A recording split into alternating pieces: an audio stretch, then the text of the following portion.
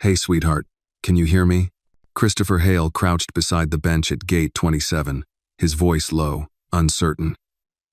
He didn't remember the last time he'd spoken to a child. The little girl didn't stir. Her small frame was curled up on the hard plastic seat, arms wrapped tightly around a worn-out stuffed rabbit. Her skin shone with sweat, cheeks flushed a deep red. She was burning up. He glanced at Officer Daniels, who stood a few feet away. How long has she been like this? Nearly an hour, sir. No parent, no ID, no ticket. Just showed up on the cameras, alone. Christopher looked down again. Her shoes didn't match. One sock had holes. She couldn't have been older than 6. She mumbled something, too faint to hear. Her lips were cracked. Her breath shallow. The billionaire adjusted his cufflinks out of habit. But his usual detachment wasn't there. This wasn't just another operational hiccup in the empire he'd built. This was a child. Get the medical team, he said, his voice firmer now, and shut down this gate. No media, not a whisper. Yes, sir. Daniels moved quickly. Christopher reached out and gently touched the girl's forehead. Her skin was scalding hot. A memory crept up from the back of his mind, one he hadn't invited in years. A small apartment in Atlanta, soft jazz playing, and a voice that used to call him stubborn. He pushed the thought away. 10 minutes later, in the private infirmary wing usually reserved for VIP guests, the little girl lay on a hospital bed, IV in her arm. Nurses hovered, checking vitals, cooling her down with damp cloths. She's severely dehydrated, Nurse Clara murmured, noting down readings. Temperature is 104. If we can't lower it soon, we risk seizure. Christopher stood silently nearby, arms crossed, jaw tight. He should have walked away by now. This wasn't his responsibility. He had people for this. He didn't do this. She said something, Clara added. Just before she passed out, he looked over. What did she say? The nurse hesitated, then softly replied. She said, "Don't leave me, Papa." If you felt the same heartbreak when the little girl whispered those words, leave a comment with the place you are watching this from. Give this video a like, and don't forget to subscribe to the channel for more stories like this. The words landed like a strike to his chest. He turned away, jaw clenching. Coincidence. Children say things when they're scared, delirious. And yet, he stepped out into the hallway, needing air, needing distance. His assistant Carter was already waiting with updates. We've pulled all security footage for the last 12 hours. Most of it's clean, but there's a gap near gate 8. System rebooted around the same time she appeared. Of course it did, Christopher muttered. I also called Rosa. She's coming up now. Says she might have seen this kid before. Christopher nodded. Then he glanced back at the glass window where the child lay asleep. Her rabbit tucked close to her chest. Her breathing just a bit steadier now. There was something in her face, the roundness of the cheeks, the shape of the chin. God help him, she reminded him of someone. Find out who she is, Christopher said quietly. I want to know everything. And if there's no record? Carter asked. Christopher's voice dropped. Then we make one. He turned back toward the room. And this time, he didn't walk away. Nurse Clara stepped in a moment later, carrying a thin manila folder. Sir, we ran the full blood panel and cross-referenced with standard pediatric records. Still no match to a legal guardian in the system, but there's something unusual. Christopher stood. What is it? Clara hesitated, then handed him the file. Her blood type. It's AB negative. Extremely rare, less than 1% of the population. We only found 3 prior blood donations in the last decade from someone with a matching profile in this state. And, sir, one of them was yours. Christopher's breath caught. He looked down at the page. There it was. Circled in blue ink. Blood type, AB Arch negative. His own. He stared at the line, trying to make sense of what he was seeing. I donated after my surgery 3 years ago. It's in the National Registry? He asked. Clara nodded. Only when a child's type is this rare, the system flags for potential parental matches. It's not proof of paternity. But it's more than a coincidence. He lowered the file slowly, eyes fixed on the little girl sleeping before him. Her features suddenly seemed sharper. Her nose, her chin, her brow. He had never looked at a child and wondered if he had helped bring her into the world, until now.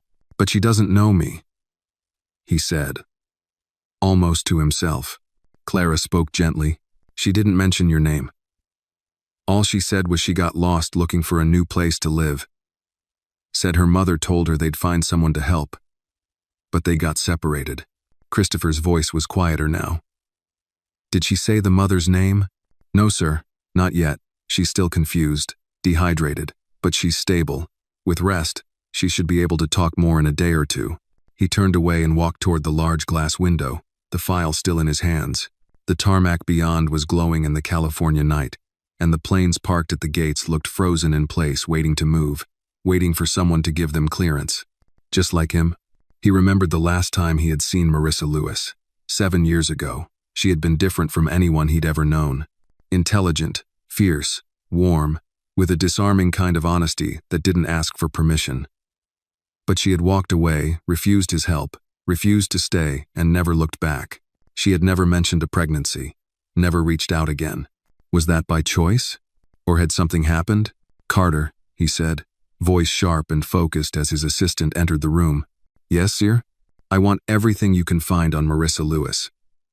Where she went after Atlanta, where she lived, worked, anything. Start from 7 years ago. And Carter, yes? Don't alert anyone else. Keep this inside my team only. No press, no legal, no board. Understood." Christopher glanced back at Anna. Her breathing had evened out now. She looked smaller, more fragile somehow. But the blood didn't lie. AB negative. It was a rare thread. One that bound them. One that might change everything. He stepped closer again, pulled the blanket higher around her shoulder. Her eyes fluttered open briefly, then closed again. "Mama said, find someone kind," she whispered. His throat tightened. "Did she say where she was going?" Anna murmured, barely audible. "Said, we'd go somewhere new. Start fresh." Then she was gone. Christopher sat down heavily. The questions returned. Why didn't Marissa tell him? Why would she raise their daughter alone? Why run? Was it pride, fear, or something more dangerous? He opened the locket again. The faded photo of Marissa stared back at him, her arms wrapped protectively around a newborn. Christopher had never seen the photo before, but he didn't need to. He knew who he was looking at. Suddenly the years of silence, the failed searches, the unanswered pain, they didn't feel like coincidences anymore. They felt like barriers, walls that someone had built, and he was ready to tear them down. A gentle knock sounded. Rosa, the cleaning supervisor, peeked in. "Mr. Hale?" He nodded. "Come in, Rosa." She walked over quietly, her eyes on the sleeping child. "That's her. I've seen her near Gate 8 all week. She never caused trouble, just waited, sat on her bag like she was watching for someone." Christopher's voice was calm. "Did she talk to anyone?" "Not really. Once she told me she was waiting for her mama to come back. I asked her if she wanted me to call someone, but she said she had to be brave. Just like her mama taught her." He nodded. "Thank you, Rosa. That'll be all." When she left, Christopher exhaled deeply. For the first time in years, something inside him cracked open. He'd always prided himself on staying distant, on building a world of logic and control. But no amount of logic could explain the way this child had ended up at his airport, carrying his name, his blood, and pieces of a past he'd thought buried for good. He looked down at her again. She had drifted back into sleep, her hand curled up under her chin. "Anna," he whispered. She didn't wake, but something in him did. The house was still. Moonlight crept across the polished floor of Christopher Hale's penthouse office suite above Gate 9. His private perch high above the airport he'd built from the bones of his father's bankrupt airfield. He stood near the floor-to-ceiling window, clutching the small silver locket in one hand, while his other tightened around a tumbler of untouched bourbon. He hadn't slept. The file on the table remained open. Anna's vitals, blood type, height, weight, and notes from the medical team. Everything clinical, everything factual, but nothing could explain the ache growing in his chest with every second he stared at that child's name paired with his own. Anna Hale. He whispered it again, like a prayer or a curse, uncertain which it was. Down below, the runways blinked in red and white, aircraft sleeping in the dark. Travelers came and went every hour, but somewhere in that vast sea of movement, his daughter had arrived alone. Burning with fever, her mother gone. And Marissa, what had she been running from? He picked up the locket again. The photo was older than he thought, at first glance. Marissa holding a newborn baby. Her face serene, but her eyes were tired. Determined. He stared until the edges blurred. Carter knocked softly before entering. "Sir." Christopher didn't turn. "Did you find her?" "Yes." Marissa Lewis relocated to Denver about 6 years ago. Worked as a part-time bookkeeper.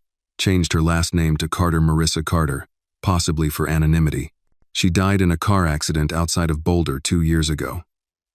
Single vehicle. I pulled the police report. No foul play suspected. Any next of kin? No immediate family. Just Anna listed in emergency contacts. There's more. A neighbor from her apartment complex mentioned Marissa had been preparing to move out. Said she wanted a better life for her daughter. A fresh start in California. They left suddenly. No forwarding address. Christopher finally turned around, face unreadable. She was coming here. It seems so. To find me?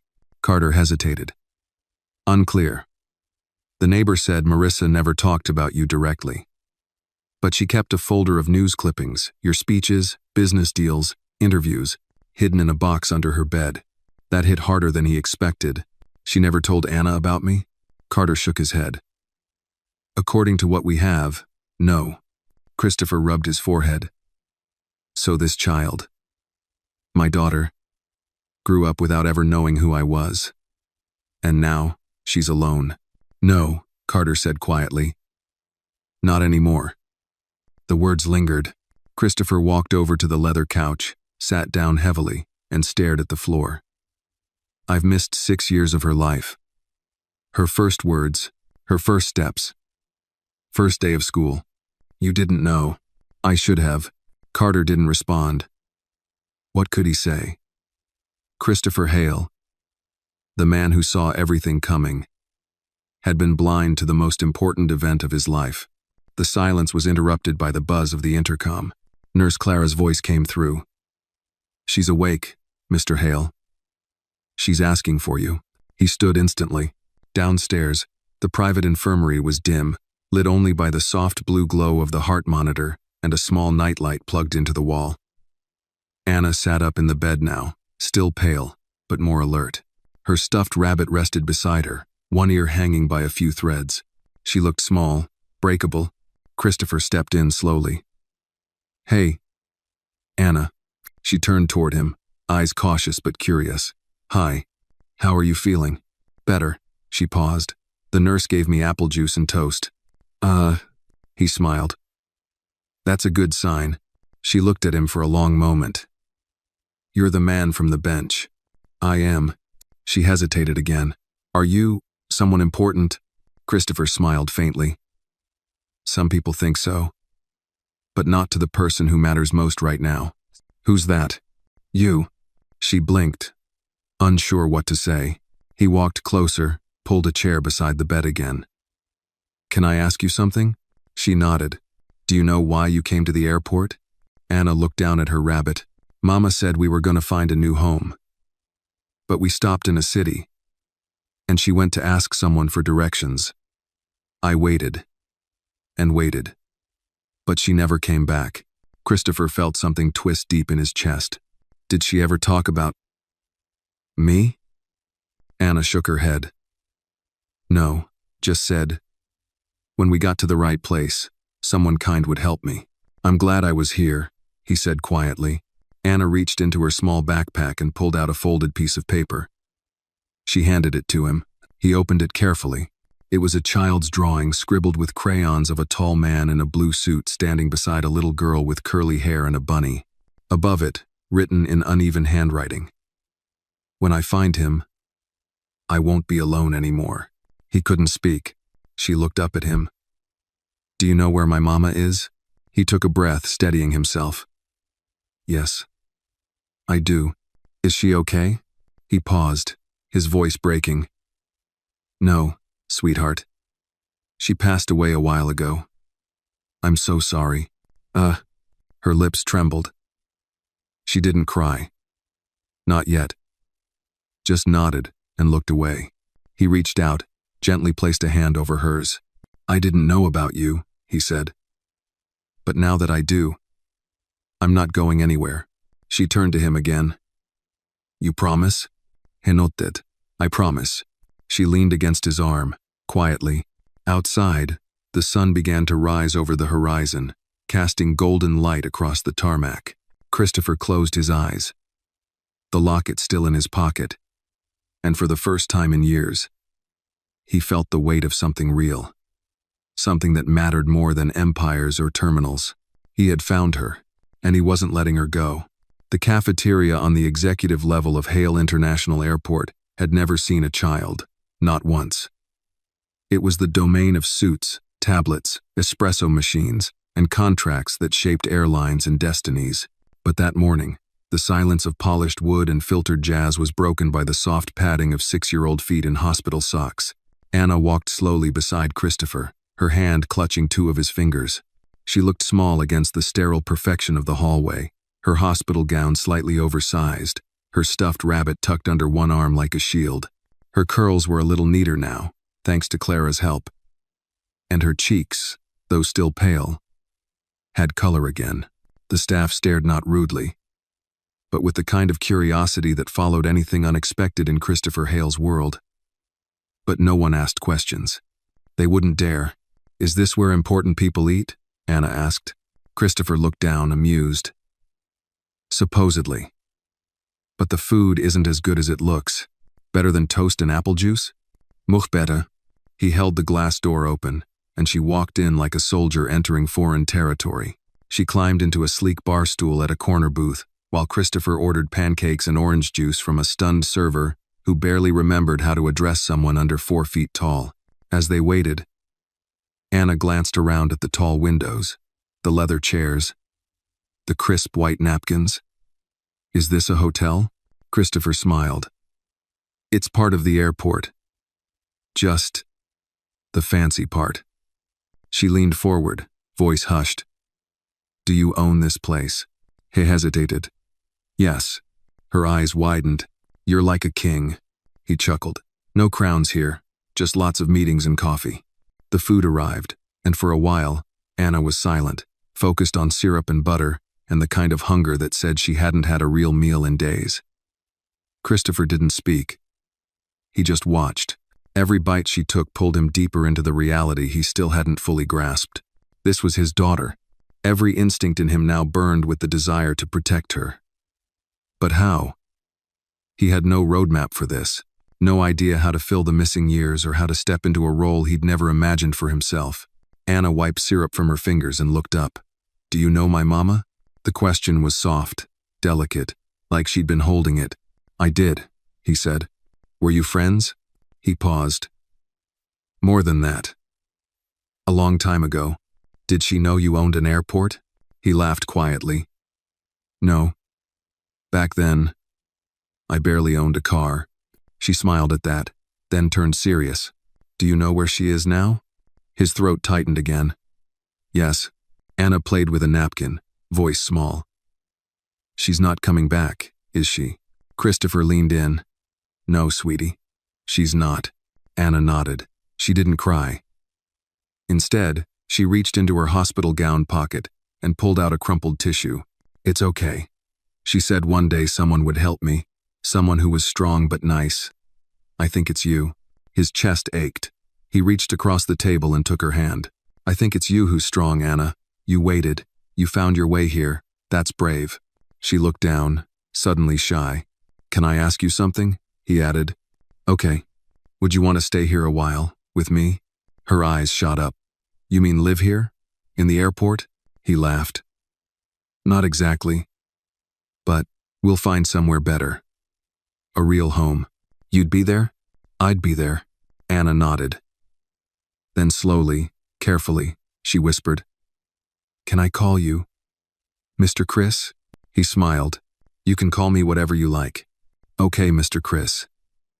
She leaned back with a little grin. Christopher's phone buzzed on the table. He glanced down. It was a text from Carter. "Child Services wants to meet. 1 hour. Conference room 4. They've been alerted due to medical records and intake form. No leak.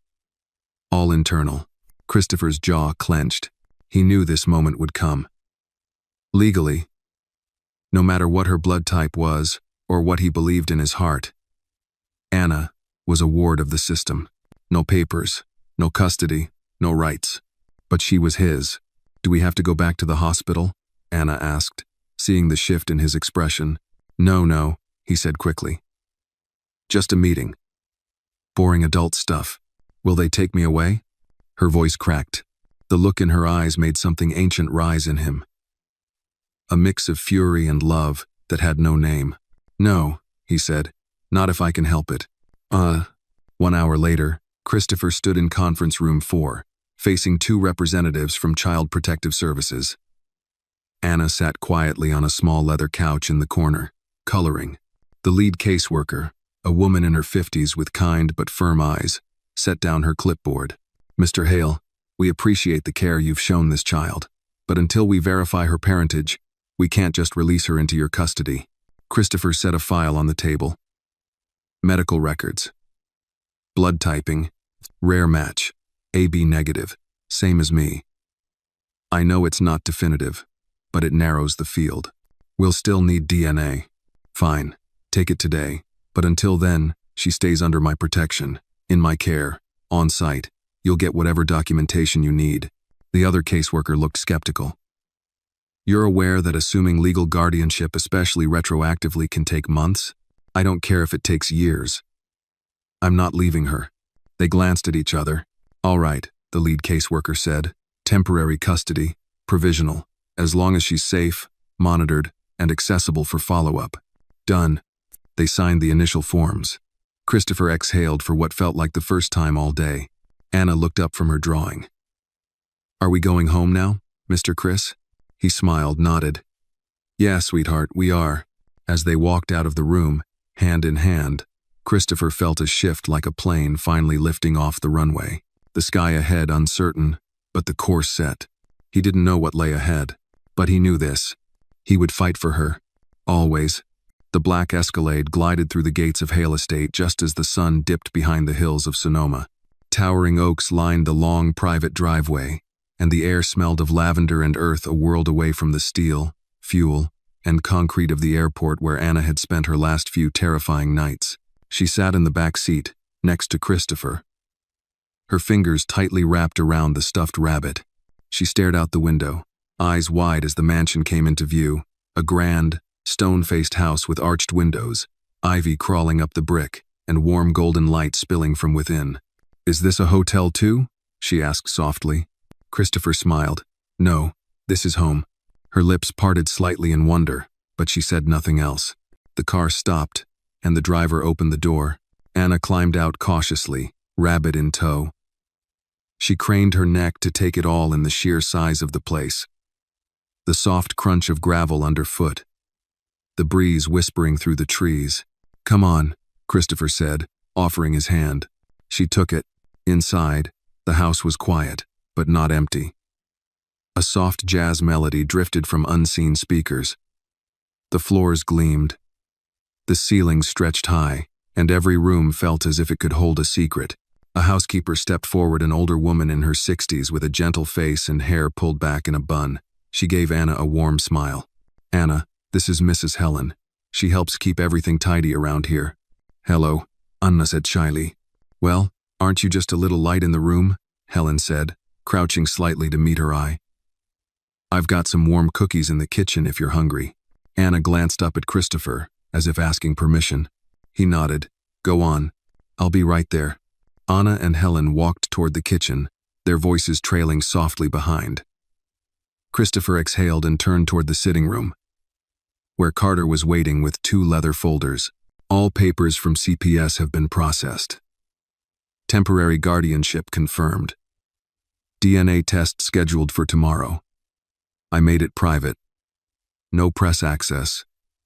No leaks. Good, Christopher said. Carter hesitated. You know this doesn't guarantee full custody. I'm aware. And once the DNA results come back, if she's yours, the next step's lawyers, courts, exposure, it's going to get messy. I've weathered worse storms. Carter gave a half smile. I know. But this one's personal. Christopher nodded slowly. Exactly. He looked down at the photos. Carter had compiled images of Anna from the infirmary, copies of Marissa's accident report, and the note the CPS worker had written. Child shows signs of emotional resilience, but also abandonment-related anxiety. Recommend stable, nurturing environment. Stable. Nurturing. He hadn't exactly built his life around those words. Clear my calendar for the next 2 weeks, Christopher said. Everything? Everything that's not critical. I'll run operations remotely. I need time with her. Understood. He stepped into the kitchen a few minutes later and found Anna sitting at the island counter, her cheeks puffed with cookie crumbs, her legs swinging under the chair. Mrs. Helen was pouring her a glass of milk. There you are, Mr. Chris, Anna said. These cookies are the best I ever had. I believe it, he replied, taking the seat beside her. She pushed the plate slightly toward him. You can have one. He took one, biting into the warm, gooey center. You have good taste. They sat in silence for a moment. The kind that only children and certain kinds of men knew how to enjoy. Then, quietly, Anna asked, Do you have a room just for me? Christopher looked at Helen. Helen smiled. We do.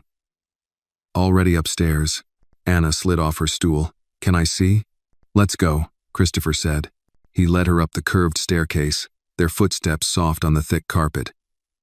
He stopped in front of a white door with a small brass knob. He hesitated for a second, then pushed it open. The room was bright. The walls were painted soft lavender, the curtains a pale blue. A small twin bed sat under the window, framed in white wood with cozy bedding. A bookshelf lined one wall, empty for now, but ready. A rocking chair sat in the corner, and by the bed was a small lamp with a shade covered in stars.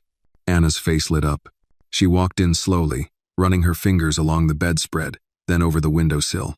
There's a tree right outside, she whispered. An old oak, Christopher said. The branches are strong. Birds like to land there. She turned toward him. Did you make this room? I asked someone to help set it up. I wasn't sure what color you liked. I like purple. Good guess then. She walked to the bookshelf. Can I have books? You can have as many as you want. She turned toward him again, thoughtful. Mr. Chris. Is this forever? The question landed like a stone in his chest. He walked over, knelt so they were eye level. I want it to be. I can't promise everything yet. But I promise you this. I will never leave you behind. Not ever. Anna nodded slowly, but her eyes still held the shadow of old fears.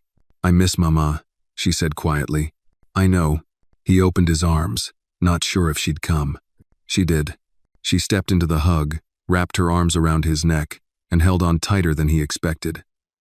He closed his eyes, letting the silence speak. A moment passed. Then two, and the rhythm of something new began to settle between them. That night, after Anna fell asleep beneath the glow of the star-shaped lamp, Christopher stood outside her door for a long while. His phone buzzed again, Carter's message this time. Marissa's journal recovered from storage unit. Handwritten. Looks personal. Should I bring it in the morning? He stared at the screen, then typed back. Yes, first thing. Because to understand how he lost 7 years, he would need to understand Marissa. The morning light cast soft golden streaks across the oak-paneled hallway outside Anna's room. Christopher stood there, coffee in hand, staring at the closed door. He'd barely slept.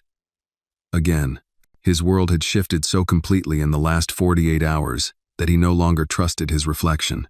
He wasn't the man who built airlines anymore. He was a father now, at least trying to be. That title felt unfamiliar, heavy, but somehow more vital than anything he'd worn before. Behind the door, He could hear the faint rustling of bedsheets and the quiet hum of a child talking to her stuffed rabbit. Something about a tree and pancakes. He smiled despite himself. Carter arrived 10 minutes later, holding a locked metal case. She hid it well, Carter said, handing over the key. A climate-controlled storage unit in Aurora, paid 5 years in advance. The lease expired 6 months ago, but no one claimed the contents. It was auctioned. I bought it back before it hit public bidding. Christopher opened the case slowly. Inside was a single, weathered leather journal. The edges were frayed, the corners softened by years of use. On the front, faintly embossed, were the initials, M.L., Marissa Lewis. He picked it up and thumbed through the first few pages, neat handwriting, dated entries, filled margins. This was no casual diary. It was a roadmap of someone's private universe. He sat down at the breakfast table as the house remained quiet. Carter stood nearby but didn't interrupt. Christopher began to read. January 3rd, Denver. I told no one. Not even him. What would I say? By the way, the man who runs global logistics now? I'm carrying his child. No. He wouldn't believe me. Or worse, he'd want to fix it. And I'm not something to be fixed. Neither is this child. February 16th, alone again. I saw him on TV today. Some press conference. He smiled, shook hands with people in suits. I wondered if he still makes coffee, the way I taught him 2 sugars, splash of almond milk, no cream. He looked tired. But then again, so am I. April 9th, Anna's first laugh. She laughed. Really laughed. I was singing off-key and trying to change her diaper at the same time. And she just cracked up. I cried after. It hit me. I'm raising someone who laughs like her father and fights sleep like I used to. Lord help me. Christopher stopped, exhaling slowly. He flipped further ahead, skimming for entries with bold headlines. Then one caught his eye. October 12th, the decision. They say a child needs roots. I think she also needs truth. I kept her from him out of fear, pride, maybe both. But now, she asks questions. Wants to know why she has no uncles, no grandparents. Why we move so often. Why I flinch every time someone mentions Atlanta. So, I made a choice. We're going to California. Not to beg, not to disrupt, just to see. If she looks into his eyes and feels what I once felt, then maybe she'll understand where she comes from. I don't need him to raise her, but I need her to know she wasn't an accident. Christopher closed the book and placed it gently on the table. Sir? Carter asked carefully. She was coming here. Christopher murmured. Not to confront me. Just to give Anna something I never gave her answers. Carter nodded. What do you want to do? I want to give Anna what Marissa tried to. Which is roots, truth. Christopher stood and glanced at the clock. I'll tell her tonight. Everything. He walked upstairs. Anna was sitting cross-legged on the bed, brushing the ear of her rabbit with a child-sized toothbrush. Hey kiddo, he said. Hi, Mr. Chris, she beamed. I named the bunny. Oh yeah. What's its name? Captain Marshmallow. He chuckled. Very official. She grinned. He's in charge of bedtime stories. Well, Captain Marshmallow's in luck, he said. Because I have a story to tell tonight. A fun one? An important one. She tilted her head, sensing the weight in his voice. That evening, as twilight painted the room in lavender shadows, Christopher tucked Anna in and sat beside her bed. She clutched her bunny and looked up at him with big, curious eyes. You remember asking about your mama? He began. Anna nodded. She wrote a journal, a book about her life, and yours. Anna's grip on the blanket tightened. She was brave, you know. She brought you into the world and protected you with everything she had. Anna blinked. Did she say why she didn't tell you about me? He nodded. She did. She was scared. Not of you. Never of you. But of how our lives had grown so far apart. She thought, maybe I couldn't be part of your life. Would you have wanted to? Christopher looked her straight in the eye. More than anything, I. She was quiet for a long moment. Then, Can I read her book someday? I'll read it to you. A little at a time. Anna reached out her hand. He took it, gently. She said, I laugh like you, she whispered. He smiled. She was right. They sat there in silence. The room smelled faintly of lavender. The window cracked just enough to let in the sounds of night. Mr. Chris? Yeah? Are you my daddy? The words stopped his breath. Yes, he said softly. I am. She didn't cry. She didn't gasp. She just nodded slowly, as if she'd known all along. I like that, she whispered. Can I still call you Mr. Chris? He chuckled, eyes wet. You can call me whatever you want. She smiled, and for the first time since Marissa's death, a little piece of peace entered the room. The next morning brought with it the kind of rare Northern California storm that painted the sky in slate-gray streaks and wrapped the hills in mist. Rain tapped the windows of the Hale estate like a visitor unsure of its welcome.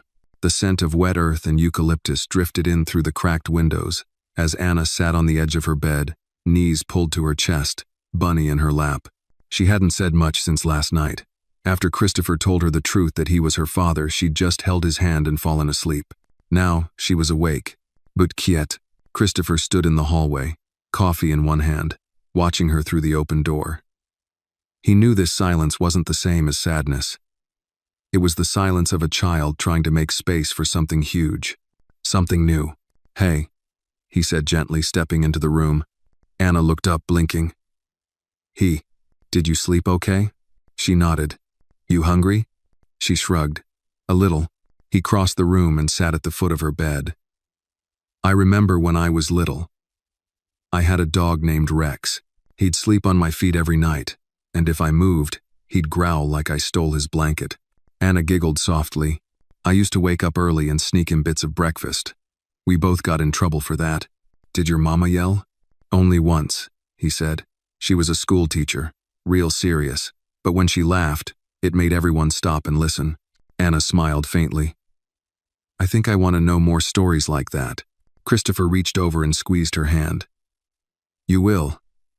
As many as you want. She looked up at him, then asked, Do you think Mama can see us? He swallowed the knot in his throat. I think she sees everything. That seemed to satisfy her for now. Downstairs, the day was already brimming with complications. Carter waited in the study, rain dripping from his coat, a tablet in one hand and a sour expression on his face. We have a problem, he said as soon as Christopher walked in. What kind of problem? Carter placed the tablet on the table and hit play. A news clip loaded grainy footage of Christopher at the airport with Anna, holding her as she slept on his shoulder. A voiceover narrated. A mystery child seen with billionaire aviation tycoon Christopher Hale sparks online speculation. Illegitimate heir? Secret adoption?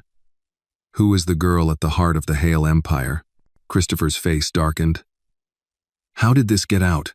My guess? Hospital staff. Someone took a photo, sold it. It's spreading fast. Forums, gossip sites, even business blogs. No one has the full story yet. But if we don't act, someone will fill in the blanks for us. Christopher paced the room, the storm outside growing louder against the windows. I'm not going to let them turn her into a scandal, he said. You have two options, Carter replied. Stay silent and hope it dies down, which it won't. Or go public on your terms. Control the narrative. Christopher rubbed the bridge of his nose. A press release won't do it. No, but an interview might. With who? Gillian Monroe. Christopher looked up sharply. She's ruthless. She's respected. And she doesn't do tabloid trash. You sit down with her, tell the story the way you want it told on your terms. You get ahead of it before it grows teeth. He exhaled. And Anna? We keep her protected. You don't bring her on camera. You don't even name her unless absolutely necessary. You keep her safe. That's the line. Ugh. Christopher walked to the window, watched the rain stream down the glass. I didn't ask for this, he said. I know. But you're in it now, and she needs you to fight for her. He nodded slowly. Set it up, he said at last. I'll speak with Gillian. Later that afternoon, he returned to Anna's room. She was reading on the rug, a picture book in her lap. Bunny nearby. Hey, kiddo, he said, sitting beside her. Hey, Daddy. That word still stunned him, cut him in ways he hadn't expected. It was fragile, heavy, beautiful. I need to tell you something important. Anna sat up. Am I in trouble? No, he smiled. Never. But some people saw a picture of us at the airport. Now they're asking questions, grown-up questions. Anna's eyes widened. Are they mad? No, no one's mad. They're just curious. But it's my job to protect you.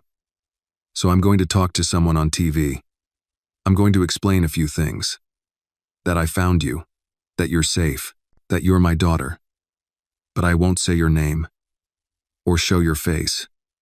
Okay? She thought about it, then nodded. Okay. I just want you to know whatever happens out there, in the world, this house, this room, this life we're building, that doesn't change. She leaned against him. Promise? Promise. She looked up at him with her quiet, determined eyes. Mama used to say that the truth is a warm coat on a cold day. Not always pretty, but it keeps you safe. Christopher closed his eyes. She was right. That night, as the rain poured harder and the fire crackled in the study, Christopher sat down to draft his opening statement for Jillian Monroe. He knew the world would have questions, but for once, he had answers, and this time, they weren't about numbers or profits. They were about love, loss, and the quiet miracle of finding something you didn't know you were missing. The studio lights were hot, even under the air conditioning. Christopher sat in the clean-lined chair, dressed in a tailored navy suit that felt unusually stiff. Not because it was new he'd worn versions of this suit to IPO announcements and global aviation summits, but because today, the stakes weren't numbers or markets. Today, the subject was his daughter. Jillian Monroe sat across from him, perfectly composed. Her salt and pepper bob framed sharp cheekbones and colder eyes. She was a respected journalist in her late 50s, known for asking questions that left CEOs sweating. But she greeted Christopher with the courtesy of an old peer. Chris, she said as they shook hands, you sure you want to do this? He didn't hesitate. Yes. A producer gave a 3-second countdown. Then a red light blinked on. Good evening, viewers. I'm Jillian Monroe, and tonight I'm joined by Christopher Hale, CEO of Hale International, and a man who's rarely seen outside boardrooms and hangars. But tonight, he's here for something more personal. Jillian turned to him. Christopher, let's begin simply. Who is Anna? He met her gaze. Anna is my daughter. There it was. The words fell into the room like a stone in still water. She was found at your airport, alone, ill, and unidentified. Some reports say she called you Mr. Chris. Others speculate you'd never met her until that moment. What's the truth? I didn't know she existed, Christopher said, his voice even. Not until the moment I found her asleep on a bench outside Gate 9. I thought she was just a lost child. But when I looked into her eyes, I knew something wasn't right. She had this familiarity, something in her face. I took her in, got her medical care, and then I saw the file. Her blood type, Jillian prompted. AB negative, same as mine. It's extremely rare. That caught my attention. But what confirmed it was something more personal. A locket she wore inside was a photo of her and her mother. Jillian's face softened just slightly. Marissa Lewis, Christopher nodded. We were together a long time ago. We loved each other. But life took us in different directions. I hadn't seen her in over 7 years. She never told me she was pregnant. Never reached out. I found out from her journal after she died that she was trying to bring Anna to me, to give her answers. And now? Jillian asked. What happens next? I'm raising her, he said simply. Not because it's my duty, but because it's my joy. There was a pause. Jillian adjusted her papers. There are critics.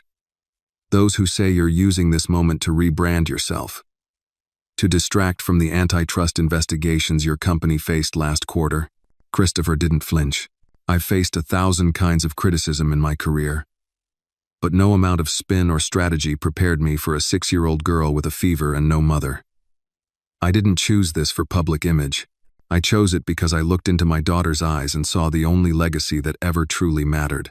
Does she know? That I'm her father? Yes. How did she take it? He smiled, just a little. She called me Mr. Chris at first. Now, sometimes she calls me Daddy. Sometimes not. It's her choice. I don't push. I just show up. And how are you handling fatherhood? He hesitated, terrified, awe-struck, grateful. Jillian let the pause breathe. Then she asked gently, "What do you say to the world now?" As the man who built an empire in silence, but is now telling the most personal story of your life. Christopher looked straight into the camera. I say this. There are things in life you build: airlines, fortunes, skyscrapers, and then there are things that find you. Anna found me. And no boardroom, no share price, no legacy could compare to that moment. She made me a father, and I'll spend the rest of my life trying to be worthy of that. The red light blinked off. The silence in the room was full. Jillian leaned in, her voice no longer for the cameras. That was real. It was the truth, he replied. Do you know how rare that is on camera? Christopher stood and smoothed his jacket. Truth has a way of cutting through noise. Oh. Outside the studio, Carter was waiting beside the car. Well, he asked. It's done. You think it'll land? It already has, Christopher replied, checking his phone. There were dozens of messages, some from board members, some from old friends. But the one that mattered was a photo sent by Helen back at the house, Anna sitting at the kitchen table, drawing something with a blue marker. At the top, in shaky capital letters, it read, "Me and Daddy at the airport." He smiled. Later that evening, Christopher returned home just as the rain stopped and the clouds parted. He found Anna in her room, brushing her doll's hair. How was your TV? She asked without looking up. It was good. Did you tell them I'm yours? He walked over and knelt beside her. I did. Did they believe you? I think so. Anna paused, then looked up. I made this. She handed him the drawing. 2 stick figures, one tall, one small, holding hands under a big arch with planes flying overhead. You draw better than I ever could, he said. I drew the airport, and you, and me, and Mommy in the sky. Christopher swallowed hard. It's beautiful. Did she see you on TV? I think so. Anna smiled. Then she knows I'm safe. He pulled her into his arms and held her tight. Yeah, he whispered. She knows. Sunday morning brought a kind of stillness that was rare in the Hale estate. No urgent emails, no buzz from security detail, just the aroma of waffles and maple syrup drifting from the kitchen, mixed with the sound of birdsong echoing through the courtyard outside. Anna sat at the breakfast table with a coloring book and her stuffed rabbit, Captain Marshmallow, propped up beside her like a silent co-pilot. Christopher was across from her, nursing a second cup of coffee. He'd barely touched his plate. You didn't eat your eggs, she said, not looking up. I'm saving room for waffles. You said that 15 minutes ago. He smiled. You caught me. Helen brought in another plate of waffles and set it in front of Anna. She winked at Christopher and retreated to the kitchen, humming a gospel hymn under her breath. The calm wouldn't last, and they all knew it. Carter had called earlier that morning. 2 journalists were waiting outside the gates. Another was trying to speak with staff. There were even murmurs that someone had contacted Marissa's distant cousin in Ohio, digging for more background. The world was knocking, and Christopher needed time to decide whether to open the door or build higher walls. Anna took a bite, then asked, Do I have a grandma? The question caught him mid-sip. He set down his cup slowly. You do. She's not alive anymore. She passed away when I was young. Oh, Anna kept coloring. You would have liked her, he said after a pause. She was strong, kind. She liked puzzles and hot tea and fixing things with her hands. She sounds nice. She was. Silence settled again. But Anna wasn't done. What about uncles or aunts? Christopher hesitated. No brothers. No sisters. I was the only child. Is that why you were lonely? He looked up. Who told you I was lonely? No one. But your house is really big. And quiet. And your fridge has only one kind of ice cream. He laughed short, surprised. That obvious, huh? Anna nodded solemnly. Even Captain Marshmallow noticed. He leaned forward, resting his elbows on the table. Well, Maybe it's not lonely anymore. Not with you here. Anna smiled, then her face clouded slightly. What happens if someone comes to take me away? He didn't expect that. Why would someone take you away? She shrugged. Mama always said nothing good lasts too long. Christopher exhaled, his voice steady. Anna, listen to me. No one's going to take you away. Not while I'm breathing. I've got people helping me, making sure we do this right. But no matter what happens on paper or in courtrooms, you belong here. With me. Anna bit her lip. Even if I mess up sometimes? Especially then. She leaned across the table and whispered.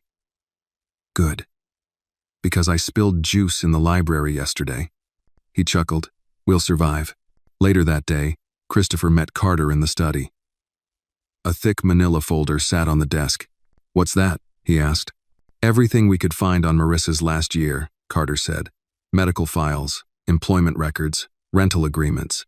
She moved 5 times in 6 months, always looking for more affordable housing. Sometimes she worked 2 jobs, grocery clerk, janitorial contracts, online tutoring. Christopher clenched his jaw. She was trying to get to California, Carter continued. She didn't have a car, so she took buses.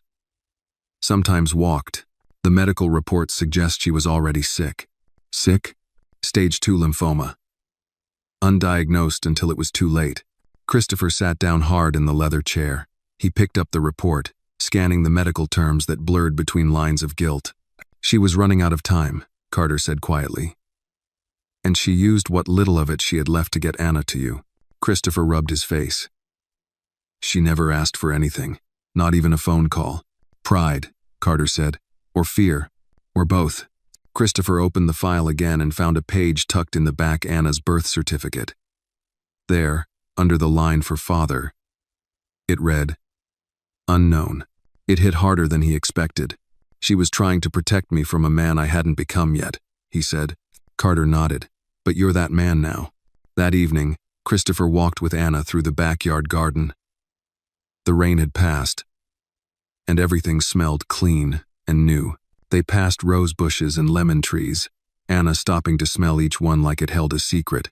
Did Mommy come here? She asked suddenly. No, he said. She never made it this far. Anna reached for his hand. Then we'll go far enough for both of us. He looked down at her, something breaking gently inside his chest. Yeah, he whispered. We will. As they returned to the house, Christopher's phone buzzed. A message from Carter. Legal petition for full custody ready. Need your signature and court availability. He looked at the screen for a long time. Then he typed back. Shedlit it. I'm ready. The courtroom was quiet, too quiet for Christopher's taste. He had spent his life in rooms louder than this one. Stockholder meetings, airline boardrooms, international negotiations. But this space, with its polished oak benches and echoes of whispered legalese, carried a gravity that made even silence feel sharp. At the front of the room sat Judge Eleanor Vargas, a woman in her early 60s with silver-streaked hair, wire-rimmed glasses, and the expression of someone who'd seen too many parents trying to fight for or against their own children. Christopher stood beside his attorney, a tall, methodical man named Reese Delano. Across the room sat a representative from Child Protective Services. And beside her, a court-appointed child advocate there not to judge Christopher, but to ensure Anna's best interests were protected. Anna, by legal guidance, was not present in the room. She was back home with Helen and Captain Marshmallow. Still, Christopher could feel her presence, like a quiet drumbeat in his chest. All rise, the bailiff called. Judge Vargas entered, sat, and adjusted her glasses. We're here to review Petition 0943 request for sole physical and legal custody of minor child, Anna Lewis, submitted by Mr. Christopher Hale. I've reviewed the documents, including DNA verification, hospital reports, the journal from the deceased biological mother, and Child Services Interim Placement Report. Mr. Delano, your opening. Reese stepped forward, voice calm and deliberate. Your Honor, my client discovered Anna Lewis under extraordinary circumstances. She was alone, sick, and frightened at an airport he owns. He intervened not just as a citizen, but, as we now know, as her biological father. Since that day, he has provided care, stability, and emotional safety. He seeks to continue doing so with the court's blessing. Judge Vargas nodded. And child services? The CPS rep stood. Your Honor, the child has shown strong signs of attachment to Mr. Hale. Her emotional and physical needs are being met. We have no objections to granting full custody, provided all conditions remain in compliance. Any opposition? The judge asked the child advocate. The woman, Miss Green, a former family therapist, stood with a firm but gentle tone. I met with Mr. Hale, with Anna, and reviewed her developmental history. She's been through trauma, but what I saw in that home was care, respect, and a budding sense of safety. She needs permanence, and I believe she'll find it with him. Judge Vargas tapped her pen twice against the desk. Mr. Hale, would you approach the bench? Christopher moved forward. You're used to running companies, not families, she said, voice level. Why now? Because I found out I was a father. And from the moment I knew, everything else became secondary. I didn't grow up thinking I'd be the nurturing type. But she brings it out of me, not because I'm trying to impress anyone, but because she deserves someone who chooses her, every day. Without hesitation, the judge studied him for a long beat. And if the press intrudes, I'll shield her. No interviews, no photos. She's not a story, she's a child. My child. Another pause. Then, return to your seat. Minutes passed. The courtroom held its breath. Then Judge Vargas looked up. In the matter of Petition 0943, I hereby grant sole physical and legal custody of Anna Lewis to Mr. Christopher Hale, effective immediately. Court supervision will continue for 90 days, after which, permanent status may be granted barring any legal complications. The gavel came down with a quiet finality. It was done. Christopher exhaled slowly, deeply. He turned to Reese, who offered a rare smile. Outside the courtroom, Carter was waiting. Well? Carter asked. She's mine, Christopher said softly. She always was. They drove back in silence. No champagne. No press statement. Just the steady hum of the tires and the sudden realization that life, real, gritty, beautiful life, was now in motion. When they arrived at the estate, Anna was on the porch with Helen, blowing bubbles into the afternoon air. She spotted him before he could even get out of the car. Daddy, she shouted, racing down the steps. He knelt, arms wide, and caught her mid-leap. You're back, she laughed. Did the judge say yes? Christopher pulled back, looked into her eyes. She said yes. Anna grinned, then immediately grew serious. So now you have to eat waffles every Sunday. He laughed. Deal. Inside, Helen set out lemonade and cookies. But Anna was too busy decorating a "Welcome Home, Daddy" again card with glitter pens. She worked with the focus of a NASA engineer. As the sun dipped low, Christopher stepped out to the porch, alone, gazing at the horizon. It was strange, he thought, how quickly his life had gone from calculating stock prices to timing bedtime stories. But he felt richer now than he ever had. Carter joined him with 2 glasses of iced tea. You realize this makes you a full-time father and a part-time CEO, Carter said. Christopher chuckled. It's the best trade I've ever made. And the press? Let them guess. They don't get her. She's not for headlines. A pause.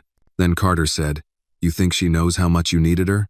Christopher looked back at the little girl twirling in the yard with her stuffed rabbit. I think she knows I'll never let her go.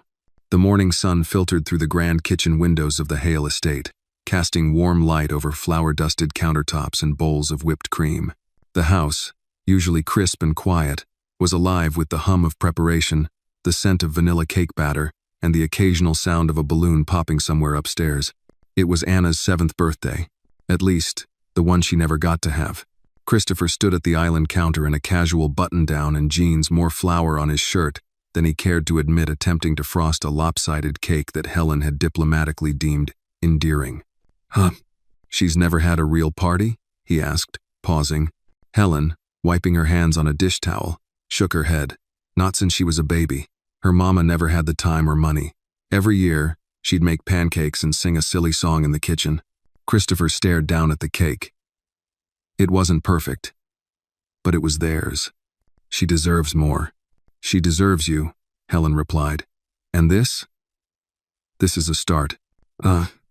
Upstairs, the guest room had been transformed into a sea of pink streamers, glitter stars, and hand-picked decorations that Anna had designed herself, complete with a Princess Pilot theme that combined her fascination with airplanes and fairy tales. By 10 a.m., the guests began arriving quietly, purposefully. Not celebrities, not influencers, but people who had started to become threads in Anna's growing world. Nurse Clara from the hospital. Miss Green, the court advocate. The librarian from town who had helped her find picture books. Even Daniels, the airport security officer who had found her on that first day. Anna greeted them with a shy but excited smile. Her curls pulled into two tight puffs. A sparkly crown tilted slightly to one side. Christopher watched her from the hallway. Each thank you, each smile, each small laugh was a stitch in the fabric of something whole, something permanent. She ran up to him mid-morning, cheeks flushed. "Daddy, there's a magician. He made a coin come out of my ear." Christopher feigned shock. "Your ear? That's where my spare change keeps disappearing." She giggled, tugged his sleeve. "And guess what else? Nurse Clara brought a bunny for Captain Marshmallow. She named it Cotton Ball." He smiled. "You and Captain are going to need a bigger castle." She looked at him with a sudden seriousness that caught him off guard. "Thank you for today."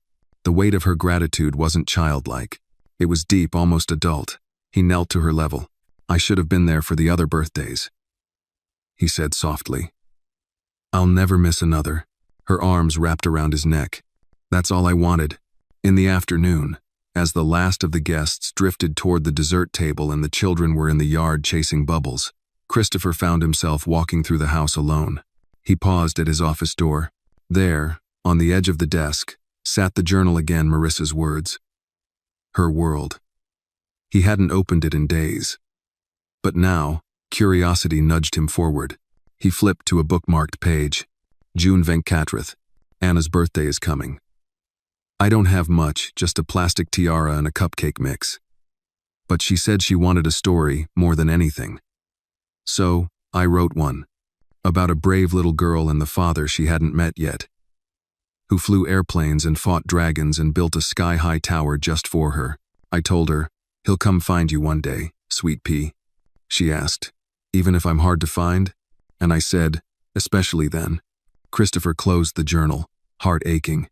He walked back out to the patio, where Helen was lighting candles on the cake, slightly tilted but charming in its imperfection.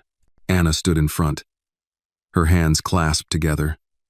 When the group started singing, "Happy Birthday," she blushed, looking down shyly. But when it came time to blow out the candles, she hesitated, then looked at Christopher. "Make a wish," he said. She closed her eyes.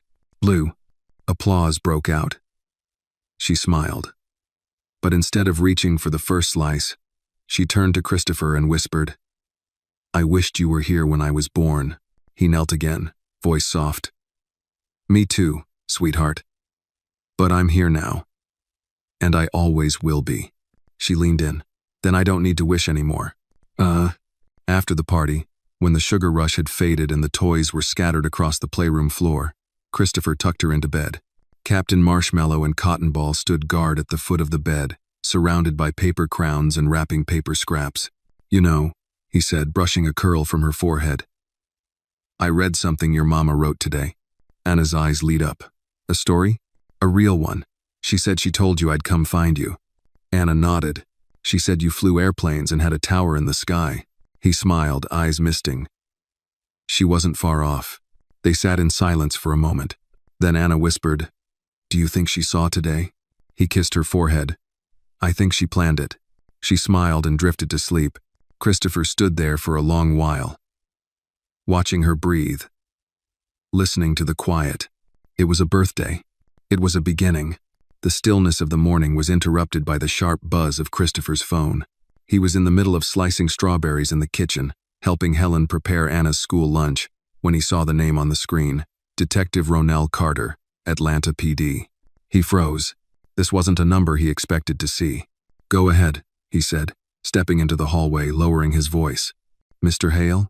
The deep, steady voice came through. Detective Carter here. Sorry to disturb your morning, but I believe we have a connection through Anna Lewis. Christopher's pulse slowed. Yes, she's my daughter. I know, and I've got something you're going to want to hear. There was a pause before the detective continued. We've reopened an old investigation, Marissa Lewis's death. The case was closed as a medical emergency collapsed at a bus terminal. But after a routine review of footage, we found something odd. Christopher's grip on the phone tightened. What kind of odd?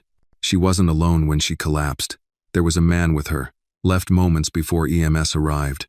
No ID, but surveillance shows him handing her something. Paperwork. Looked like legal documents. Did you identify him? We're trying. But the file was marked confidential. Someone tried to wipe it. Not just video her medical records too. There's a digital fingerprint of a scrub. Christopher's blood ran cold. Are you saying someone didn't want that footage found? Possibly. And if someone handed her custody documents or tried to pressure her, well, it might not be the case of a sick woman dying alone anymore. Christopher was quiet for a long moment. Then, what do you need from me? I want to know if Marissa ever contacted anyone here before her death. Anyone on your legal team? Did she file anything? Ask for help? Christopher walked to his office and began typing a request to his general counsel. I'll check. And I'll get back to you within the hour. Appreciate that. I've got a daughter myself, Mr. Hale. If someone tried to keep a mother and child apart, we need to know. After the call ended, Christopher sat at his desk, staring at his monitor. Had someone tried to stop Marissa from reaching him? He remembered what the journal said, that she was coming to find him. That she was sick, but determined. And yet, somehow, she never made it past a bus station in Atlanta. Why hadn't she gotten on the plane? He pulled up his internal database. Within minutes, he had access to the security logs from the Atlanta regional terminal his company operated. There it was, Lewis, Marissa, ticket confirmed, not used. The timestamp of her check-in was clear. 8:42 a.m. Medical emergency logged, 9:05 a.m. Something happened in those 23 minutes. He typed quickly, pull surveillance from Terminal B, ATL, date of incident. Look for any interactions with female passenger Marissa Lewis. Prioritize timestamp 8:49. Flag unknown individuals. By noon, the footage arrived. Christopher sat in his darkened office, eyes fixed on the screen. There she was, Marissa. Thin, tired, but determined. A scarf wrapped around her neck. A hand gripping Anna's tiny fingers. She looked around, checked her watch, pulled out a small folder. Then a man approached, mid-40s, dark suit, unremarkable. He didn't look like a stranger, more like someone who knew her. She hesitated, then handed him the folder. He flipped through the papers quickly. She pointed at the gate. He said something. She shook her head. He stepped closer, too close. Anna looked up at him, eyes wide, uncertain. Then Marissa pulled Anna behind her. A minute later, the man walked away. Marissa clutched her chest. She sat down on a bench, then slid sideways, and the screen faded. Christopher leaned back in his chair, jaw locked. He rewound the clip and watched it again. And again. The man was familiar. No name, no ID, but familiar. Suddenly, a voice behind him broke the silence. You okay, Daddy? Anna stood in the doorway, holding Captain Marshmallow. He quickly closed the laptop. Yeah, he said, just working. She stepped inside. Is it about Mama? Christopher nodded. Kind of. Just trying to understand everything. Anna climbed into his lap. Mama said sometimes the truth hides behind people's smiles, but it always finds a way out. He held her tightly. You're right, he whispered. And I'm going to find every piece of it. That night, he emailed Detective Carter with the footage. He didn't know who the man was yet, but Christopher Hale had built an empire by following threads others couldn't see. Now, he was following one more for Marissa, and for the daughter she never got to raise. 2 days later, Christopher was in his office reviewing financial reports when Carter entered. carrying a slim folder and a face that meant business. "You're going to want to see this," Carter said, laying the folder on the desk. Christopher set his tablet aside and opened the file. The first page showed a grainy still image from the airport surveillance. The man in the dark suit who had approached Marissa. "We found him," Carter said. "Name's Richard Bledsoe, mid-level contractor. Used to be tied to one of our legal vendors, Harrington and Ross." Christopher's eyes narrowed. "Used to be? He was fired 6 years ago." Quietly. The official reason was unauthorized access of confidential files. Christopher's grip on the paper tightened. "Why wasn't I told?" Carter hesitated. "It was buried. Handled by your former chief legal officer, Madeline Kerr. She retired 3 years ago, remember?" "Yes," Christopher muttered, "and we threw her a farewell gala." "Oh," Carter leaned on the desk. "Bledsoe's been working private contracts since then, mostly in client conflict resolution." Translation: he's the guy companies call when they want something to disappear without headlines. Christopher sat back in his chair, the weight of it sinking in. "So someone paid him to approach Marissa. Or worse," Carter added. "We cross-checked company emails from the year Marissa would have gotten pregnant. There's a mention of her name in a flagged HR report. Anonymous complaint filed by a junior staffer. Deleted weeks later. Let me guess," Christopher said coldly. "Handled by Kerr?" "Right again." Christopher stared at the folder. A storm building behind his eyes. "Find Bledsoe." Carter nodded. "We already did. He's living in Phoenix, working under a new consulting firm. But we've confirmed it's him." "Fly me there." Carter raised an eyebrow. "Personally, I want to look him in the eye." It was just past noon when the black SUV pulled up outside a modest office park on the outskirts of Phoenix. The sun was punishing, but Christopher barely noticed as he stepped out, accompanied by Carter and a private investigator he'd hired to make this trip airtight. They entered the building, no reception desk, no secretary. Just a hallway of closed doors. Suite 214 had a plastic plaque. RB Consulting. Carter knocked twice. No answer. Again, finally a voice. "It's open." Christopher stepped inside. The office was sparse. A desk, a coffee maker, a few file cabinets. And there he was, Richard Bledsoe. Older now, with graying temples and a face worn thin by years of dancing in corporate shadows. He didn't look surprised. "Mr. Hale," Bledsoe said evenly, "didn't expect a billionaire at my door." Christopher's voice was ice. "You were at Terminal B in Atlanta, June 12th. You approached Marissa Lewis. I don't know that name." Christopher tossed the folder onto the desk. "This says otherwise. Surveillance, timestamps, your travel records. You were there. And now, you're going to tell me who sent you." Bledsoe glanced at the folder but didn't touch it. "I'm not at liberty. You're not under contract anymore. And this isn't a deposition." "This is me," Christopher said, stepping closer. "Offering you one chance to come clean. You approached the mother of my child, minutes before she died. If you had anything to do with what happened to her, you better pray the law finds you before I do." There was a pause. Bledsoe exhaled. His voice dropped to something near a whisper. "She was going to file a paternity claim, wanted to name you on the birth certificate. I was sent to talk her out of it, said it would ruin your reputation, that the board wouldn't be happy. I gave her some papers. NDA, small payout. She wouldn't sign. And when she refused, I walked away," Bledsoe said, lifting his hands.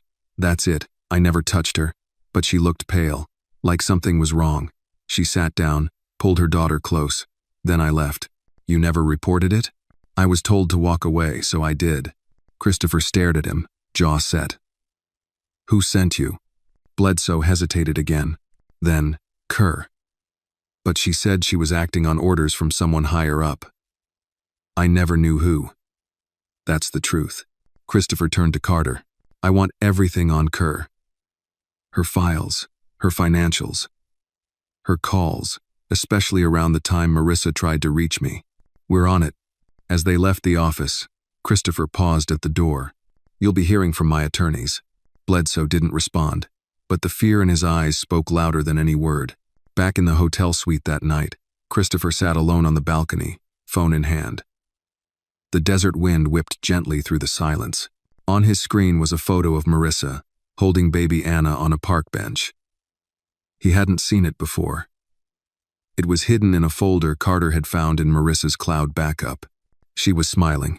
There was a strength in her face, a woman holding the weight of the world and doing it anyway. Christopher looked up at the stars. "I'm going to find out everything," he whispered. No more secrets, no more shadows. Then, as if the universe were listening, his phone buzzed. A message from Carter. Kerr received a large offshore deposit 1 week before Marissa's collapse. It came from a holding company linked to one of your former board members. "We've got a name." Christopher's pulse surged. He typed one word back. "Send." The name in Carter's message glared back at Christopher like a ghost pulled from his own past. Miles Grantham, a founding board member. One of the original investors who'd believed in Christopher when Hale Airlines was still just a bold idea and a handful of business plans. He had been a mentor once, a man whose advice Christopher had trusted in boardrooms, whose guidance had shaped early corporate policy, even personal ones. But now his name was linked to an offshore deposit, one large enough to buy silence, or guilt. Christopher paced the hotel suite floor, the phone still in his hand. "Are you sure?" he asked Carter over the line. "We triple verified," Carter replied. "The deposit came through an intermediary firm in the Caymans, but the paper trail leads back to Grantham. It was routed 6 days before Marissa collapsed." Christopher rubbed his temple, fighting a migraine of betrayal. "And what about Madeline Kerr? She retired 3 months after the deposit cleared. Grantham signed off on her exit package personally." Christopher swore under his breath. "I want him confronted," he said. "Face to face. No more filters. He's still on the board, remember?" Carter replied. "We'll need to go through proper channels. I don't care if it's during the quarterly meeting or in the damn parking lot. I want to look him in the eye." 2 days later, Christopher returned to the Hale corporate headquarters in Manhattan. The top-floor boardroom, normally a space of sterile professionalism and well-rehearsed earnings reports, now felt like a pressure cooker. The quarterly board meeting was already underway when he entered, his steps sharp and deliberate, his expression unreadable. Grantham sat near the head of the table, dressed immaculately as always, gray suit, blue tie, gold cufflinks that caught the light a little too confidently. "Mr. Hale," he greeted with his usual practiced warmth. "I trust Phoenix was productive?" Christopher smiled coldly. "In ways you can't imagine." The meeting moved forward. Financials, operations, merger rumors, but Christopher barely heard any of it. He was watching Grantham, the man who had shaken hands with him at his first investor pitch, who toasted him at his 40th birthday party, and who had, without a trace of conscience, tried to erase a woman and child from his life. When the meeting adjourned, Christopher spoke before anyone could rise. "Before we leave, I'd like to request a few moments of the board's time. Privately." Including Mr. Grantham. There were murmurs, but no one objected. Once the door closed behind the assistants, Christopher pulled a flash drive from his pocket and plugged it into the screen system. What played was the edited surveillance footage from the Atlanta terminal. Marissa, holding Anna's hand. The moment with Bledsoe. And the timestamp. Then another document flashed on screen. The offshore deposit log. Date, time, account. "Ladies and gentlemen," Christopher said evenly, "what you've just seen is evidence of unethical interference with a custody case involving my daughter. A woman died trying to protect that child, and someone in this room helped cover it up." Grantham's smile faltered. "I don't know what this is supposed to imply." "It implies," Christopher cut in, "that you bribed my legal counsel to obstruct a custody claim, and then hired a fixer to intimidate the mother of my child. You paid to keep me in the dark, Miles. You didn't just cross a line, you lit it on fire." Gasps rippled across the table. Grantham leaned back, arms folded. "Even if your theory were true, there's no direct proof I authorized anything illegal." Christopher walked around the table until he was beside him. "No," he said. "Just immoral." Silence. "You told me once that being a father would destroy my reputation, that I'd lose control. You wanted the company safe from scandal. but all you did was turn it into a lie. You didn't protect the brand, you buried the truth. A beat passed. Then Grantham said, with cold precision, "You think this little crusade makes you a hero, Christopher? You're still just a man chasing guilt." No, Christopher replied, voice low. "I'm a father correcting a wrong." He turned to the rest of the board. "As of this moment, I'm moving to call an emergency vote. Removal of Miles Grantham from the board. Permanent. Irrevocable." The room froze. "You don't have the numbers," Grantham snapped. But he did. Christopher looked to 3 other senior board members, all of whom nodded slowly. "Your influence ends here," Christopher said. "You may walk out today without cuffs, but you'll walk out without power." Grantham rose, furious. "You'll regret this. Not as much as I regret trusting you." Grantham left the room in silence. Christopher turned to the board. "There will be a full internal review. All contracts, all settlements handled by Kerr or Grantham will be re-examined. And from this day forward, this company will not run on secrets. Not under my name." The room broke into quiet applause. But Christopher wasn't listening to the praise. He was already imagining Anna laughing, reading, building puzzles in the living room, and Marissa's words in her journal echoing in his ears. "He'll come find you one day. Even if you're hard to find." She had been right. And now, he would make sure no one ever tried to erase their truth again. The next morning, Christopher stood at the edge of the breakfast table, watching Anna methodically line up her cereal loops by color. She wasn't in a rush. She never was. There was something remarkably focused in the way she moved, as if the entire world would wait for her to finish sorting. "You know," she said without looking up, "green ones taste like grass, but not the yucky kind." Christopher smiled faintly. "The kind after it rains?" Anna nodded, then reached for her orange juice. "Daddy?" "Yes, sweetheart." "Why do people lie?" The question struck him like a sharp wind. He knelt beside her, adjusting her little hoodie so it sat properly over her shoulders. "Sometimes," he said carefully, "people think lies protect others. Or themselves. But lies always hurt in the end. Always." She tilted her head. "Is that why Mama didn't tell you I existed?" He exhaled softly, unprepared for the bluntness of her question, even after all they had faced. Maybe. Maybe she was scared. Or maybe she thought she was doing the right thing. "But she left me clues, Anna, enough to find you. And that tells me she wanted the truth to come out someday." Anna nodded slowly, chewing on the inside of her cheek the way she did when deep in thought. "Did you love her?" He looked at his daughter, so small, and yet carrying the kind of emotional weight children shouldn't have to ask about. "Yes," he said, "very much. We weren't together anymore, but I never stopped remembering her. She gave me you." That seemed to settle something in her. "Okay," she said, grabbing her backpack. "Can we get a cat?" He blinked. "A cat? Captain Marshmallow wants a sidekick." He laughed, standing up. "We'll talk about it after school." Later that day, Christopher returned to his office to find a letter waiting on his desk. No envelope. Just one folded sheet. Carter stood at the window, arms crossed. Courier dropped it off. No name. Christopher opened it slowly. His eyes scanned the page. The handwriting was unfamiliar, but the words were heavy. "You think Grantham acted alone? There's more rot than you know. Look deeper into Project Aeon. The answer to why she was silenced is in your archives. But not under her name, under yours. A friend." Christopher's jaw clenched.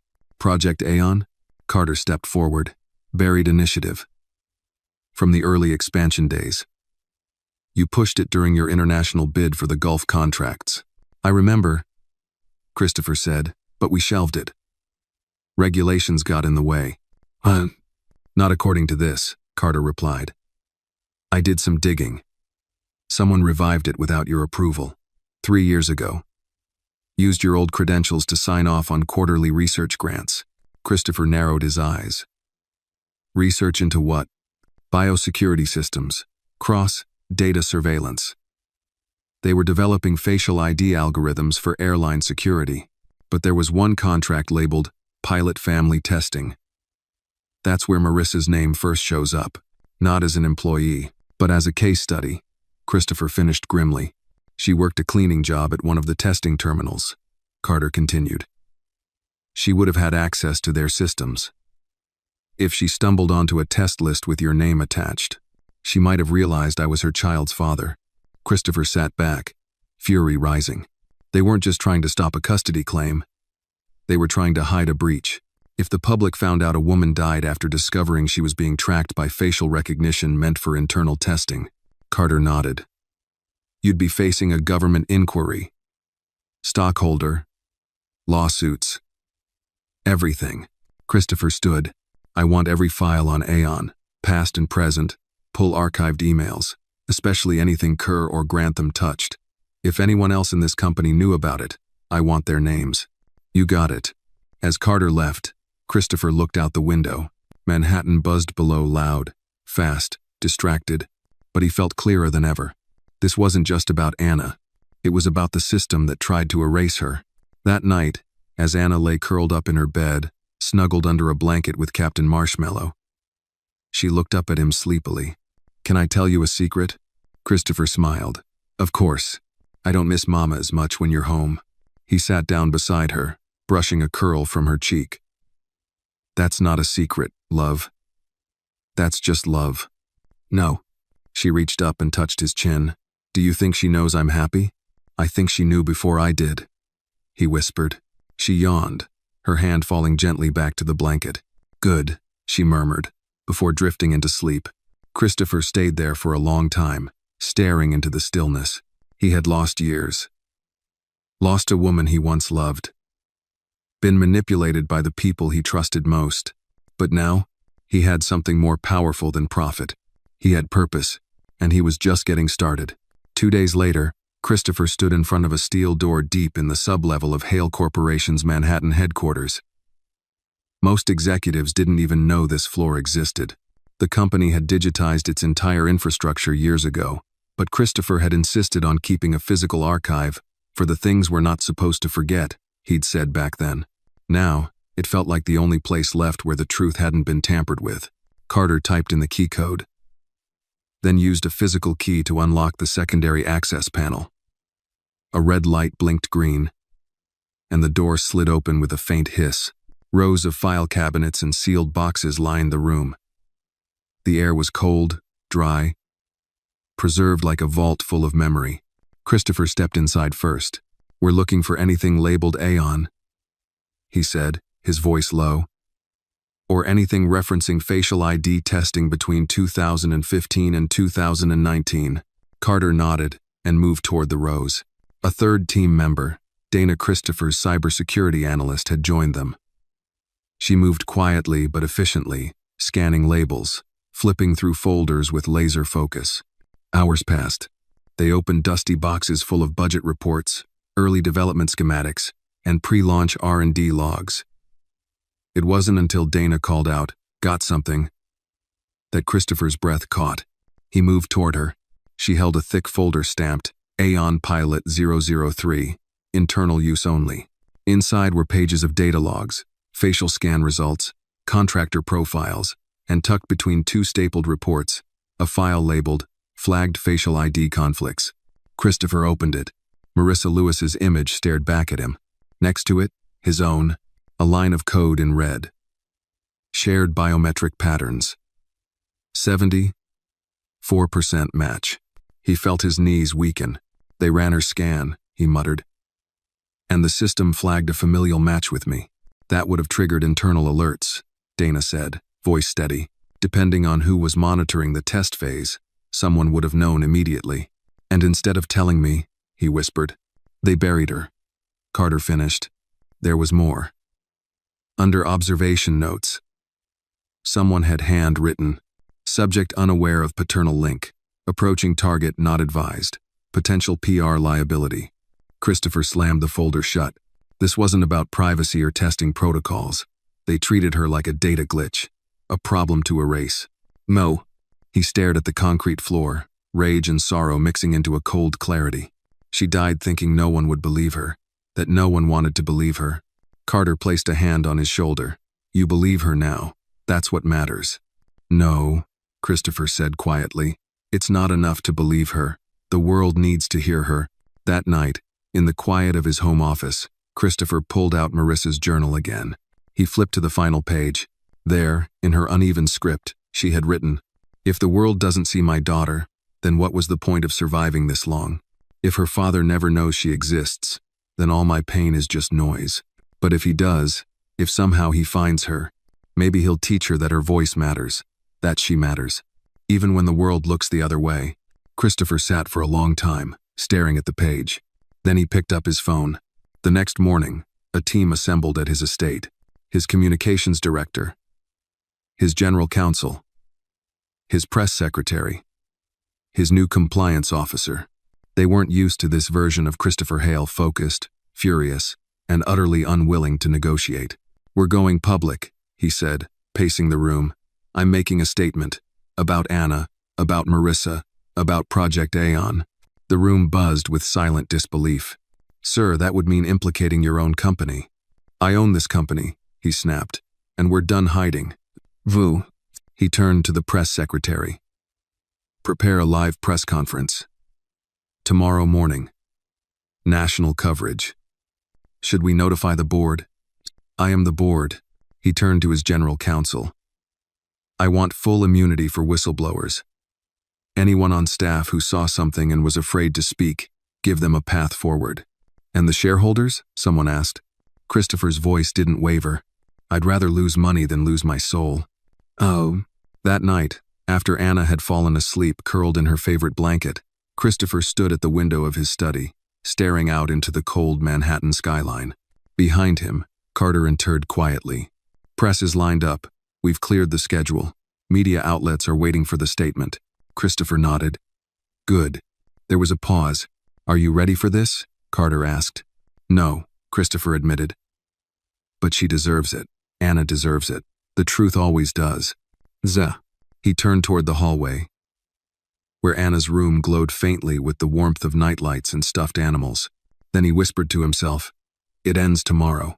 The sky above Manhattan was a heavy shade of pewter, clouds pressing low like a breath being held.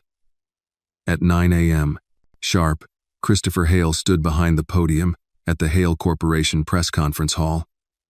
His hands clasped tightly behind his back. He had faced shareholders before. Investors. Politicians. Billion-dollar decision. But this moment? This wasn't about business. This was about truth. The room was packed. Reporters from every major outlet were there: CNN, CBS, the New York Times, even regional stations from Atlanta. Cameramen adjusted tripods. Lights clicked on. Murmurs spread like ripples in a lake. Christopher stepped up to the microphone. He didn't read from a script. He looked directly into the sea of cameras and began. "My name is Christopher Hale. I am the founder and CEO of Hale Airlines. And I am here today not as a businessman, but as a father." A silence swept the room. 7 years ago, a woman named Marissa Lewis died at an Atlanta transit terminal. She was reported as a medical fatality. A tragedy, certainly, but not one that made headlines. She was a single mother. She was poor. She was overlooked. He paused, jaw tight, but she shouldn't have been. Because Marissa Lewis was trying to reach me. Not for money. Not for fame, but to tell me that I had a daughter. He let the words sink in. Murmurs began again, but now they were shocked, hushed. She had contacted my company. Tried to alert legal staff. Records of her attempts were buried. Worse, she was tracked, approached, and discouraged from pursuing any legal claim.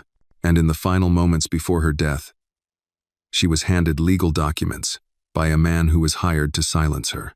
Gasps, pens scribbled, fingers typed furiously.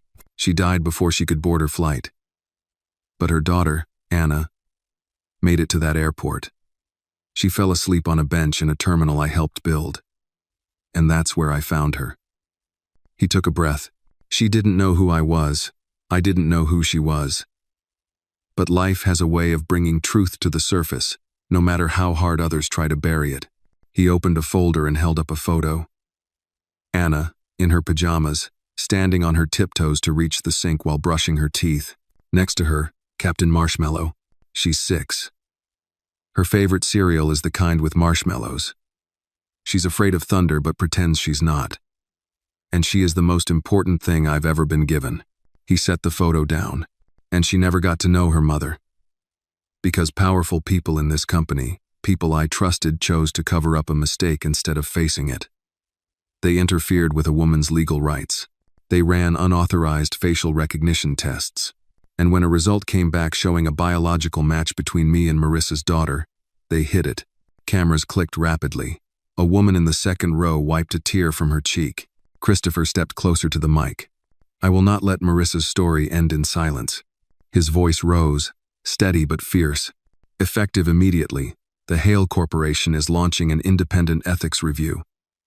Project Aeon has been terminated. All parties involved in its mismanagement will be held accountable legally and professionally. He scanned the room. I have authorized full transparency with federal authorities and offered immunity to whistleblowers. No NDA, no backroom deal will stop the truth. A reporter raised her hand. Mr. Hale, are you concerned about stockholder response? Christopher didn't blink. I'm concerned about my daughter knowing her father stood for something. The room went still. Another reporter called out, Will you seek justice for Marissa Lewis's death? His gaze sharpened. I already am. Back at the estate, Helen sat with Anna in the living room, watching the press conference live on television. Anna sipped her juice box, eyes wide. That's Daddy, she whispered, pointing to the screen. Yes, baby, Helen said, tears in her eyes. That's your daddy, telling the whole world about you. Anna tilted her head. Is he in trouble? Helen shook her head. No, sweet girl, he's doing something brave. Anna smiled softly. Mama would be happy. Helen squeezed her hand. She'd be proud. After the press conference, Christopher returned home. The front door hadn't even shut behind him before small footsteps thundered down the hall. Anna leapt into his arms, backpack still on. I saw you on TV, she exclaimed. You talked about me. He lifted her up, hugging her tightly. I did, and about your mama. Were people mad? He hesitated, then said, Some, maybe. But sometimes, telling the truth makes people uncomfortable. She nodded thoughtfully. You look strong. He chuckled. I was scared, but you didn't look scared. That's what courage is, he said. Doing what's right, even when it's hard. She hugged him tighter. Can we get pancakes tomorrow? She whispered. He smiled. Yeah, sweetheart, with extra syrup. As he held her, Christopher felt something shift. Not the public pressure, not the lawsuits or media frenzy, but something internal. A release. For the first time in years, he wasn't hiding behind the empire he built. He was standing in front of it. 2 months had passed since the press conference. The dust had not yet settled. Federal investigations were ongoing. A class action lawsuit was brewing, and 3 former executives had turned state's evidence in exchange for reduced penalties. The media still buzzed, analysts speculated, and boardrooms whispered. But through it all, Christopher had remained steady. Not as a CEO. As a father, he had reduced his public appearances, pulled out of 2 major international deals, and delegated most corporate responsibilities. The public called it a retreat, but it wasn't. It was a rebuilding, and on a quiet Saturday morning, with spring just brushing its first colors into the trees, Christopher stood at the center of an urban garden he had personally commissioned in the heart of Atlanta. Anna stood beside him, holding his hand tightly. Helen, calm and proud, hovered nearby. Dozens of people were gathered: press, former colleagues, single mothers from community shelters, and women who had once worked alongside Marissa Lewis in cleaning crews and temp agencies. There was no podium this time. No cameras in his face. Just a modest plaque, mounted beneath a flowering dogwood tree. At the far corner of the garden, Christopher took a deep breath. This, he said softly to Anna, was where she was last seen. The terminal used to be just over there. They tore it down years ago. Anna looked up at him, eyes wide. So this is where Mama got sick? He nodded. This is where the world last saw her. But not where she ends. Anna knelt beside the plaque, reading the words slowly. Christopher had helped her sound them out earlier that week. In memory of Marissa Lewis, A voice the world tried to silence, a mother the world tried to forget, but her truth remains, rooted here, so her daughter can always find her again. Anna reached out and touched the metal gently. "She's not in the sky, Daddy," she whispered. "She's right here." Christopher knelt beside her, his hand on her shoulder. "She's everywhere you are." They sat in silence together for a while, surrounded by the murmur of leaves and the distant hum of traffic. A few people walked up to the plaque and laid small offerings, a single flower, a photo, even a child's drawing of a mother and daughter holding hands. Eventually, Helen came over with 2 cups of hot cocoa. "She'd have loved this," she said to Christopher, handing him one. "Simple, kind, real." He smiled, weary but full. "It's what she deserved. All along." Helen looked around. "You know, people think power means standing at the top. But sometimes it just means standing beside someone when they need it most." Christopher nodded slowly. "She stood alone for too long." He looked down at Anna. "That ends now." That evening, back at the estate, Christopher tucked Anna into bed. She clutched Captain Marshmallow in one arm and a tiny laminated version of the garden plaque in the other. "Do you think she saw us today?" Anna asked. "I think she never stopped watching." She nodded, then turned to him. "Will you tell me a story about her?" He smiled. "Always." He began. "Your mom used to hum this little tune whenever she folded laundry." She said the rhythm helped her count. As he spoke, Anna's eyes slowly closed, her breathing even. The soft lull of her sleep began to fill the room. He stayed for a while, watching her. Then he walked quietly to his study and opened Marissa's journal again. He flipped to a blank page and picked up a pen. This time, it was his handwriting. "You were right, Marissa. She is kind, she is brave, and she is not forgotten. Not anymore. You said love survives in silence, but I will make sure her name is spoken, loud enough for the world to hear. Christopher." He closed the book. Outside, the wind shifted through the trees, brushing past the windows like a whispered promise. A new chapter had begun, not in the headlines, not in the boardrooms, but in a garden and a girl and a father who finally saw what mattered. The true lesson of this story is that truth, no matter how long it is buried, will always find its way to light. Christopher Hale, a man surrounded by wealth and power, was forced to confront the silence, lies, and betrayal that had cost a woman her life and nearly erased the existence of his own daughter. In choosing truth over reputation, compassion over control, he not only reclaimed his role as a father but also gave voice to someone the world tried to forget.